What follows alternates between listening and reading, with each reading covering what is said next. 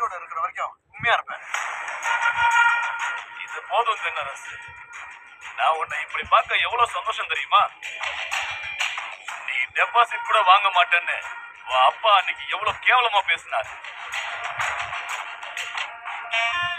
ஆனா இன்னைக்கு நீ அவரையே ஜெயிச்சு எம்எல்ஏ ஆயிட்ட. நீ இந்த மாத மரியாதையோட அந்த சிவபதி முன்னாடி போய் நின்னு அவரை 4 வார்த்தை நாக்க புடுங்குற மாதிரி நீ கேட்டுட்டு வர. அப்பதான் என் மனசு ஆறும். கண்டிப்பா தலைவரே. என்ன அமைச்சர் பதவியில இருந்து இறக்குன அந்த சிவபதிக்கு ஒன்ன வச்சுதான் நான் பாட சொல்லி கொடுக்க போறேன். தலைவரே, இனிமே உங்க எதிரி எல்லாருமே ஏன் எதிரி. உங்களுக்கு யாரெல்லாம் பிடிக்காதோ அவங்க யாரையும் எனக்கும் பிடிக்காது. இனிமே நீங்க சும்மா கண்ணை போதும், நான் செஞ்சு முடிப்பேன் தலைவரே.